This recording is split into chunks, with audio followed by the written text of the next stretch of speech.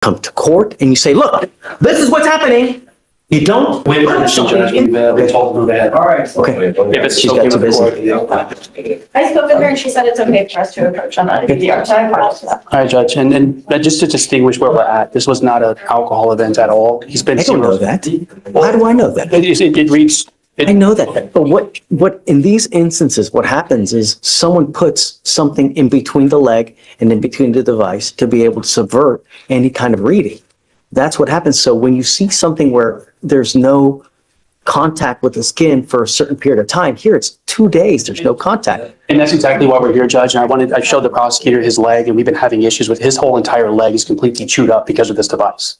It is. But the solution is you come to court, you say, hey, I need to switch it to another leg. You don't just on your own initiative start sticking a piece of paper or a towel or something in there, you know? The defense tries explaining that the ankle monitor issue was caused by injuries on the defendant's leg, but the judge immediately suspects tampering after learning the device lost skin contact for 2 days. No? Judge, I get it. I mean, just there's a tamper event doesn't mean it was intentionally done. And he's on GPS and he's There's on. no way for us to know. All I know is that it broke contact with the skin for 2 days. I agree. Come up.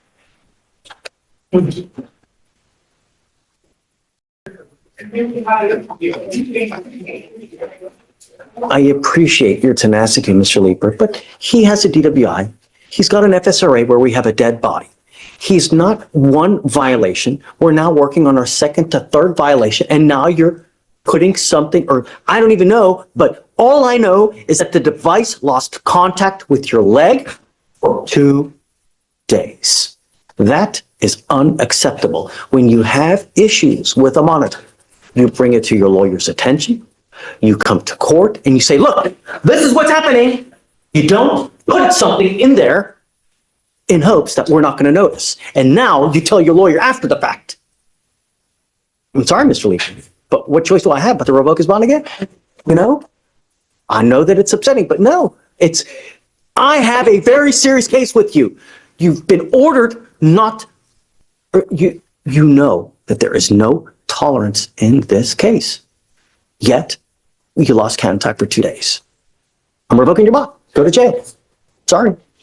The judge reminds everyone this is not a normal DWI case because there is a dead body involved. After multiple prior violations, the missing monitor contact becomes the final straw and bond gets revoked. Mr. Leeper, I mean, I don't know. Judge, I'm not getting through. Well, this is the other side of it too. He can't switch legs. He's got a GPS on his other one. You know, he should have, I agree with you, this court, I agree with it, but something's good. We're gonna have to change something or even move him to like a full-time portable blow because it's not an alcohol issue, Judge.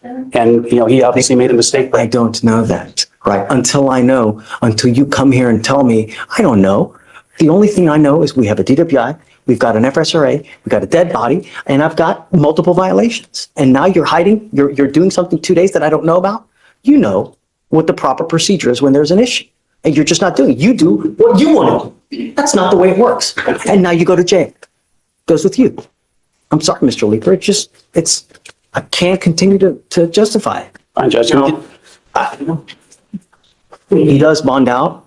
We'll craft a different solution. I'm all ears, but I'm not going to let him continue to subvert. What's his bond set? 10,002.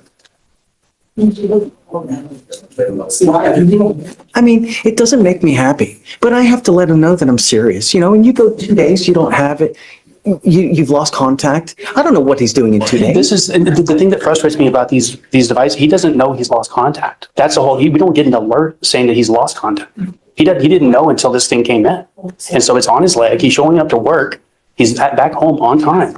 Defense argues the defendant never realized the monitor lost contact and insists he kept following curfew and work rules. The judge pushes back hard, explaining why the court assumes tampering whenever the device stops reading skin contact. The device is snug to your skin. It's literally, it has to have constant contact with your skin. So for it to lose contact with your skin, there's something in between it, or they've done something to it. They've loosened it to where it's lost contact. They've put something in there. That's why it's impossible for us to know. The only thing that we do know is that it lost contact and it lost it for 2 days. You know? if it was our first rodeo, if it was our first, I always give someone the benefit of the doubt. But here we are over and over and over. And I've admonished him the last time, if you ever have any problems, you come to us. You don't do things on your own. Thank you, Jeff. I agree, Steve. I'm sorry, Mr. Lippert. So, look, he'll end up bonding out.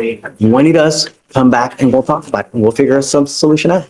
My only issue is that if I give him a portable device, is he just going to start skipping blows? That's why we had this grant. But I'm willing to give him an opportunity to let the leg heal, give him a portable device. Keep him on GPS and keep him on curfew.